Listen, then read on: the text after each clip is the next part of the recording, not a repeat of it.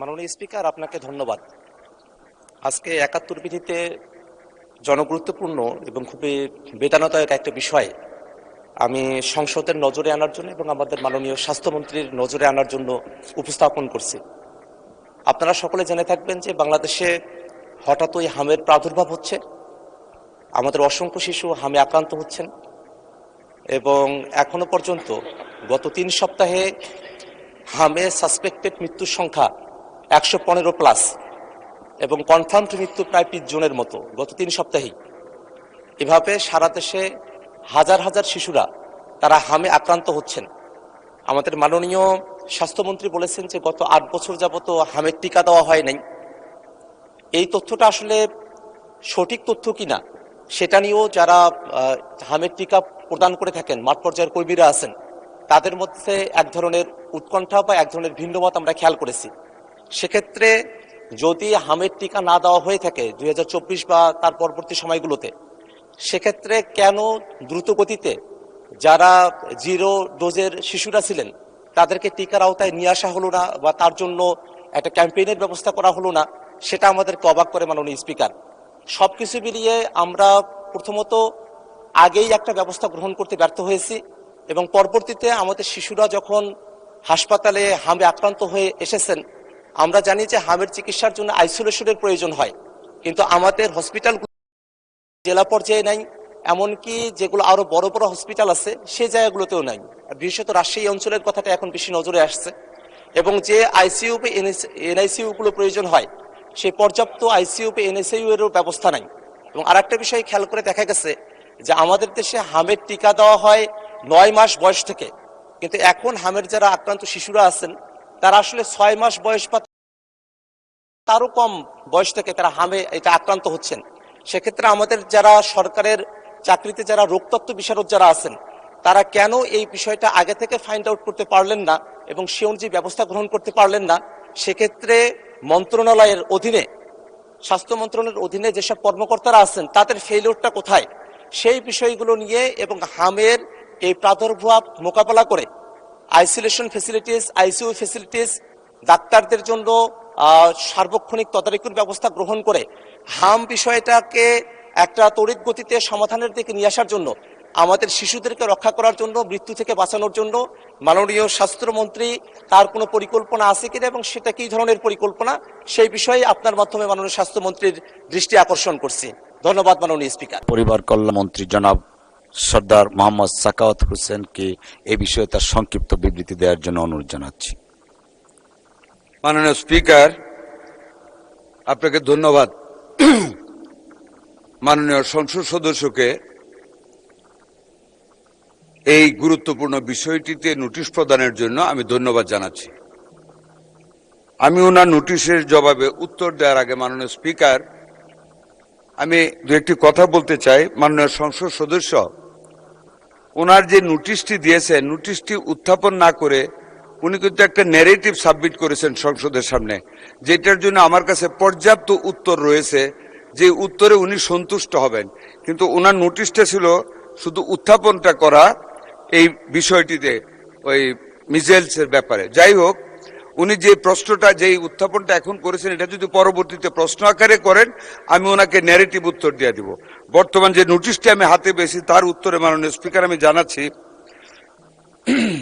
বর্তমানে দেশে বিভিন্ন দুর্গম ও জনবহুল অঞ্চলে হামের প্রকোপ উদ্বেগজনকভাবে বৃদ্ধি পাওয়ায় টিকাদান বঞ্চিত শিশুরা নিউমোনিয়া ও অন্ধত্ব সহ মারাত্মক প্রাণ ঝুঁকিতে রয়েছে। এইটা লিখে উনি নোটিশটা দিয়েছে। মাননীয় স্পিকার, আমি উত্তরটা পড়ে শোনাচ্ছি। মাননীয় সদস্য উত্থাপিত গুরুত্বপূর্ণ বিষয়ের জন্য ওনাকে ধন্যবাদ। মাননীয় স্পিকার, অতীতের সরকারগুলির সম্পূর্ণ ভুল ব্যবস্থাপনা এবং ব্যর্থতার কারণে, সরকারগুলোর বলতে ফ্যাসিস্ট সরকার এবং জাস্ট ইমিডিয়েট পাস্ট যে গভর্নমেন্ট গিয়েছে ওদেরই মিন করতেছি। মাননীয় স্পিকার, ভুল ব্যবস্থাপনা এবং ব্যর্থতার কারণে বর্তমানে হামের প্রাদুর্ভাব বৃদ্ধি পেয়েছে। দেশের সর্বশেষ হাম রুবেলার ক্যাম্পেইন 2020 সালের ডিসেম্বরে অনুষ্ঠিত হওয়ার পর দীর্ঘ 5.5 বছর যাবৎ কোনো ক্যাম্পেইন পরিচালিত হয়নি। মাননীয় স্পিকার, এখানে আপনাকে জানানোর জন্য বলতে চাই, প্রতি 4 বছর পর হাম রিবেলার এই ক্যাম্পেইনটি হওয়ার কথা ছিল প্রতি 4 বছর পর পর, মাননীয় স্পিকার। সেইটা গত 5.5 বছর যাবত হয় নাই, ফলে নিউবর্ন বেবি এবং লেফট আউট বেবিজের সংখ্যা অনেক বৃদ্ধি পেয়েছে, যারা এখন হামে আক্রান্ত হচ্ছে। দূরদর্শী সিদ্ধান্ত ও দীর্ঘসূত্রিতার ফলে টিকার মজুতে মারাত্মক সংকট তৈরি হয়। এর পরিণতিতে দেশব্যাপী হামের টিকা সহ আরো 6 ধরনের গুরুত্বপূর্ণ টিকার অভাব দেখা দেয়, যার কারণে বহু শিশু নিয়মিত টিকাদান সেবা থেকে বঞ্চিত হয় এবং সংক্রামক রোগে আক্রান্ত হওয়ার উচ্চ ঝুঁকিতে পড়ে, যার ফলাফলে বর্তমান সংকট তৈরি হয়েছে। মাননীয় স্পিকার, নানা প্রতিকূলতা সত্ত্বেও মাননীয় প্রধানমন্ত্রী জনাব তারেক রহমানের গতিশীল নেতৃত্ব, বিচক্ষণতা এবং পরামর্শে আমরা টিকাদান কর্মসূচি জরুরি ভিত্তিতে এগিয়ে আনতে সক্ষম হয়েছি। আমরা গতকাল 5 এপ্রিল থেকে হামের টিকাদান কার্যক্রম শুরু করেছি। প্রথম ধাপে সারা বাংলাদেশের 18টি জেলা এবং 30টি ঝুঁকিপূর্ণ উপজেলায় জরুরি হাম রিবেলা টিকাদান কর্মসূচি শুরু করেছি, যার মধ্যে 5টি স্পটে আমি সহ আমার প্রতিমন্ত্রী সহ আমাদের কর্মকর্তাগণ আমরা সশরীরে হাজির থেকে আমরা সেই কার্যক্রম শুরু করেছি। এই কর্মসূচির আওতায় মাননীয় স্পিকার 6 মাস থেকে 5 বছরের কম বয়সী অর্থাৎ 59 মাস, 1 মাস কম 5 বছর সকল শিশুকে ক্রাশ প্রোগ্রাম হামের টিকা প্রদান করা হচ্ছে। প্রথম ধাপে 12 লক্ষ শিশুকে টিকার আওতায় আনার লক্ষ্য নির্ধারণ করা হয়েছে। মাননীয় স্পিকার, আমি অত্যন্ত আনন্দের সাথে বলতে চাই, আমাদের জন্য এটা একেবারে ফার্স্ট স্টার্ট। আমরা একটা ব্যর্থতা থেকে নিজেদেরকে নিয়োজিত করে মাননীয় প্রধানমন্ত্রীর অত্যন্ত বিচক্ষণ নেতৃত্বে টিকাদান কর্মসূচিটা শুরু করে আমাদের একটা সফলতা গতকাল হয়েছে। আমাদের লক্ষ্যমাত্রা ছিল গতকাল 30টি উপজেলায় 76,000 শিশুকে আমরা টিকা দেব। আলহামদুলিল্লাহ মাননীয় স্পিকার, আমরা 73,000 শিশু আমাদের এই আওতায় গতকাল টিকা গ্রহণ করেছে, যা 96% অর্জন আমাদের মন্ত্রণালয়ে। আগামী 12 এপ্রিল হতে মাননীয় স্পিকার ঢাকা উত্তর ও দক্ষিণ সিটি কর্পোরেশন, ময়মনসিংহ এবং বরিশাল সিটি কর্পোরেশন এবং আগামী 3 মে হতে সারা দেশে অবশিষ্ট সিটি কর্পোরেশন ও জেলাগুলিতে আমরা এই জরুরি টিকাদান কর্মসূচি বাস্তবায়ন করব ইনশাআল্লাহ। মাননীয় স্পিকার, টিকাদানের পাশাপাশি আমরা শুধু টিকাদান চালাচ্ছি না, এর পাশাপাশি হামে আক্রান্ত এবং ঝুঁকিতে থাকা শিশুদের ভিটামিন এ ক্যাপসুল খাওয়ানো হচ্ছে গতকাল থেকে। মাননীয় স্পিকার, জরুরি ভিত্তিতে দেশের প্রতিটি জেলায় 6 মাস থেকে 1 বছর পর্যন্ত বয়সী শিশুদের জন্য ভিটামিন এ ক্যাপসুল 1 লক্ষ ইউনিট অর্থাৎ 7,500 পিস এবং 1 বছর এবং 5 বছরের কম বয়সী শিশুদের জন্য 2 লক্ষ ইউনিট 15,000 পিস করে ভিটামিন এ ক্যাপসুল জেলায় বিতরণ করা হচ্ছে, যা আক্রান্ত শিশুদের চিকিৎসায় এই সংকট মোকাবেলার জন্য অত্যন্ত কার্যকর ভূমিকা রাখবে। মাননীয় স্পিকার, ঝুঁকিপূর্ণ শিশুদের জন্য দেশের সকল সরকারি হাসপাতালে আইসোলেশন ওয়ার্ড, যেটা আপনি বলেছেন, আইসোলেশন ওয়ার্ডের ব্যবস্থা করা হয়েছে। আমাদের হাতে মাননীয় স্পিকার, এমন দোয়া করি না যে রোগী বাড়ুক, কিন্তু যতই বাড়ুক না কেন প্রত্যেকটি হাসপাতালে আইসোলেশন ওয়ার্ডের ব্যবস্থা করা হয়েছে। রাজশাহী হাসপাতালে আরো 250 আইসোলেশন বেড ব্যবস্থা করা হচ্ছে। আমাদের যদি কোনো রোগী আসে, দোয়া করেন যাতে না আসে, আমরা প্রস্তুত আছি। আইসিইউ ইউনিট প্রস্তুত আছে, আমাদের ভেন্টিলেটরও প্রস্তুত আছে। শুধু ভেন্টিলেটর না, আমাদের আইসিডিডিআর বেড একজন ডাক্তার তাহমিদ উনি অত্যন্ত স্বল্প খরচে, মাত্র 300 টাকা খরচে নতুন অক্সিজেন ইনফ্লো অ্যান্ড আউটফ্লোর একটা মেশিন সিস্টেম আবিষ্কার করেছে, যেটা দিয়ে যে কোনো হাসপাতালে যে কোনো সময় আমরা যে কোনো হামের রোগীকে এখন অক্সিজেন প্রবাহ দিতে পারি লাঙের ভিতরে। মাননীয় স্পিকার, স্বাস্থ্যকর্মীদের সক্ষমতা বৃদ্ধির উদ্যোগ নেওয়া হয়েছে। মাঠ পর্যায়ে দায়িত্ব পালনরত সকল স্বাস্থ্যকর্মীদের এই জরুরি অবস্থায় সকল ছুটি বাতিল করা হয়েছে। মাননীয় স্পিকার, ইতিমধ্যে ঝুঁকিপূর্ণ এলাকায় নিবিড় মনিটরিং ও তদারকি বৃদ্ধি করা হচ্ছে। বর্তমান পরিস্থিতিতে জরুরি ভিত্তিতে টিকা ক্রয় কার্যক্রমের উদ্যোগ নেওয়া হয়েছে। এছাড়া উন্নয়ন সহযোগী সংস্থার হু অ্যান্ড ইউনিসেফ ইত্যাদির সাথে সমন্বয় জোরদার করা হয়েছে। আমরা সকল অংশীজনের সঙ্গে সমন্বয়ের মাধ্যমে কাজ করে যাচ্ছি। আজকেও ওয়ার্ল্ড ব্যাংক আমাদের ডাকে সাড়া দিয়ে আমাদের সাথে সকালে মিটিং করেছে। তারা বিভিন্নভাবে এই হামকে মোকাবেলা করার জন্য, এই রিবেলাকে মোকাবেলা করার জন্য আমাদেরকে সহযোগিতার আশ্বাস দিয়েছে। আমরা মন্ত্রণালয় থেকে মাননীয় প্রতিমন্ত্রীকে হেড করে আমরা 5 সদস্য বিশিষ্ট একটা কমিটি ওনাদের সাথে কাজ করার জন্য সচিব আমরা করে দিয়েছি। আরো অনেক গ্র্যান্ট এবং এইডস এই খাতে আমরা পাবো ইনশাল্লাহ। অংশজনের সঙ্গে সমন্বয় দেখা আওতায় আসে, প্রতিরোধযোগ্য রোগ থেকে সুরক্ষিত থাকে। আমরা বিশ্বাস করি এই সমন্বিত ব্যাপক টিকাদান কর্মসূচির মাধ্যমে অতি দ্রুত হাম সংক্রমণ নিয়ন্ত্রণে আনা সম্ভব হবে।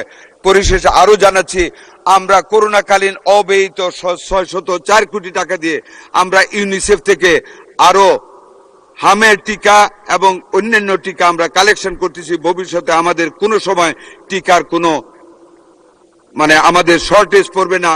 আমরা অলওয়েজ আমাদের হাতে টিকাতে আমরা সমৃদ্ধশীল থাকবো। ধন্যবাদ মাননীয় স্পিকার আপনাকে। এক্সিলেন্ট, ধন্যবাদ মাননীয় মন্ত্রী। মাননীয় সদস্য জনাব আক্তার হোসেন, আপনি এ বিষয়ে একটি প্রশ্ন করতে পারেন। ধন্যবাদ। ধন্যবাদ মাননীয় স্পিকার, ধন্যবাদ মাননীয় মন্ত্রীকে। টিকাদান কার্যক্রম শুরু করার জন্য আমরা সরকারকে ধন্যবাদ জানাই। পাশাপাশি একটা বিষয় একটু জানা রাখার প্রয়োজন যে মাননীয় মন্ত্রী যেভাবে আইসোলেশন ফেসিলিটিস বানানোর কথা বলছেন বা যেভাবে তিনি আইসিইউ এবং এনআইসিইউ এর কথা বলছেন, মাঠের পরিস্থিতি কিন্তু তেমনটা নয়। আমরা সোশ্যাল মিডিয়াতে এবং বিভিন্ন পত্র পত্রিকা মারফত আমরা জানতে পারছি যে অনেকেই হাসপাতালগুলোতে যাচ্ছেন, কিন্তু যাওয়ার পরে তারা আইসোলেশন ফেসিলিটিস পাচ্ছেন না এবং তারা আইসিইউ ফেসিলিটিসও তারা পাচ্ছেন না। এটা কি সরকারের তরফ থেকে বরাদ্দ করা হচ্ছে, কিন্তু হাসপাতালে যারা আছেন তাদের কোনো গাফিলতি বা হাসপাতাল ম্যানেজমেন্ট বা ব্যবস্থাপনা যেটা আছে তার ত্রুটির কারণে এটা হচ্ছে কিনা সে ব্যাপারে মন্ত্রণালয়ের তরফ থেকে মাননীয় মন্ত্রীকে উদ্যোগ গ্রহণ করার জন্য বলছি। আর একটা বিষয় উনি বলেছেন যে করোনার কালীন একটা বাজেট অতিরিক্ত ছিল, যেটা এখন নিয়ে এসে এখানে কাজে লাগানো হচ্ছে, তার জন্য আমরা ধন্যবাদ জানাই। এই বিষয়ে একটা প্রসঙ্গত বিষয় মনে করিয়ে দেওয়া প্রয়োজন। বাংলাদেশে স্বাস্থ্য খাতে যে পরিমাণে বাজেট বরাদ্দ করা হয় সেই পরিমাণে বাজেট কিন্তু ব্যয় করা হয় না। যেমনটা দেখা গেছে যে 2024-25 অর্থ বছরে স্বাস্থ্য খাতে বাজেট ছিল 41,407 কোটি টাকা, সেখানে সংশোধিত বাজেট হয়েছিল 29,782 কোটি টাকা, অর্থাৎ 11,000 কোটি টাকা কিন্তু অব্যবহৃত থেকে গেছে। আবার অপারেশনাল যে বাজেট ছিল সেটা ছিল 19,973 কোটি টাকা এবং সেটা খরচ হয়েছে সংশোধিত আকারে এসেছে 13,603 কোটি টাকা, অর্থাৎ সেখানেও প্রায় 6,000 কোটি টাকা কিন্তু অব্যবহৃত থেকে গেছে। আমাদের মোট বাজেটের মাত্র 5% স্বাস্থ্য খাতে বরাদ্দ করা হয়, জিডিপির যেটা 1%-রও কম, এবং আমাদের আসলে আউট অফ দ্য পকেট, পিপলের পকেট থেকেই প্রায় 70% স্বাস্থ্য খাতে তাদেরকে খরচ করতে হয়। সে ব্যাপারে সামনে বাজেটও আসছে, সেই বাজেটের সময়টাতে এই স্বাস্থ্য খাতে বাজেট বরাদ্দ করা হবে কিনা, এবং যে বাজেট বরাদ্দ করা হয় তার 25% যে অব্যবহৃত থেকে যায়, সেই 25% অব্যবহৃত না থেকে আরো বাজেট বৃদ্ধি করে স্বাস্থ্য খাতে আইসোলেশন ফেসিলিটিস, আইসিইউ ফেসিলিটিস এবং অন্যান্য যেসব যন্ত্রপাতিগুলো প্রয়োজন রয়েছে সেগুলোর মজুদের জন্য কোনো ব্যবস্থা গ্রহণ করা হবে কিনা আপনার মাধ্যমে মাননীয় স্বাস্থ্যমন্ত্রীর দৃষ্টি আকর্ষণ করছে মাননীয় স্পিকার। ধন্যবাদ মাননীয় সদস্য। মাননীয় স্বাস্থ্যমন্ত্রী। প্লেন্টি অফ কোয়েশ্চেন্স মাননীয় স্পিকার। নাম্বার 1 যেটা উনি বলেছেন মিডিয়াতে, এবং উনি যা জানেন, আমি যা বক্তব্য রেখেছি সরেজমিনে সেটা পাচ্ছেন না। মাননীয় সংসদ সদস্য, ভালো কাজ আদায় করতে হলে মানুষের উপর কিছু প্রেশার রাখা হয়। আমার মনে হয় মিডিয়া আমাদেরকে ওই প্রেশারটাই রাখছে। আমাদের একটা হসপিটালে আইসোলেশন ওয়ার্ডের কোনো ঘাটতি নেই। আপনাকে আমি অনুরোধ করব, আপনি আমার সাথে কালকে চলেন, কোনটায় দেখবেন প্রত্যেকখানে আমাদের ব্যবস্থা করে রাখা হয়েছে মিজেলস রোগের জন্য, এবং ভেন্টিলেটর আমাদের মন্ত্রণালয়ের রেডি আছে, যখন যেখানে প্রয়োজন আমরা ভেন্টিলেটরও দিয়ে যাচ্ছি। কাজে এই ব্যাপার আপনাকে আমি নিশ্চিত করতে পারি ইনশাল্লাহ আমাদের আইসোলেশন হবে। আপনি রাজশাহীতে খবর নেন, ওইখানেও আমরা গতকাল আলাপ করেছি, আমাদের সবকিছু রেডি আছে। 2 নম্বর যেটা বলেছেন আইসিইউর কথা, দেখেন আইসিইউ ইচ্ছা করলে এখনই করা যায় না। আইসিইউ আমাদের প্রত্যেকটা জায়গায় এই মিজেলস আসার পরে আমরা করেছি। এমনকি আপনাকে বলি 18 ঘন্টায় আইসিইউ ওয়ার্ড আমরা চালু করেছি ইনফেকশাস ডিজিজ সেন্টারে। যখন একটা রোগী মারা গেল মধ্যরাতে, সেখানে আমি, আমার সচিব, আমাদের ডিজি আমরা গিয়েছি। মাননীয় প্রধানমন্ত্রী তদারকি করেছেন, আমরা সেখানে গিয়েছি। মাননীয় প্রধানমন্ত্রী আমাকে বলেছেন, প্রথম আমি শুনি, আই হার্ড ফ্রম হিম যে একজন রোগী মারা গেছে। কাজে ধন্যবাদ মাননীয় প্রধানমন্ত্রীকে ওনার বিচক্ষণতার জন্য। ওখানে গিয়েছি, ওই একটা আইসিইউ ইউনিট যেটা ক্লোজড ছিল, after the closure of the project of World Bank, that ICU had been closed by World Health Organization. আমরা 18 ঘন্টার ভিতরে ওই আইসিইউ খুলেছি, আমরা অ্যাটাচমেন্টে ডাক্তার দিয়েছি, আমরা নার্স দিয়েছি, আয়া দিয়েছি, অ্যানেস্থেশিয়ার লুক দিয়েছি এবং পরিপূর্ণভাবে চালু করেছি। আপনি জানেন রাজশাহীর কথা, 11 দিনে 33টা বেবি মারা গিয়েছিল।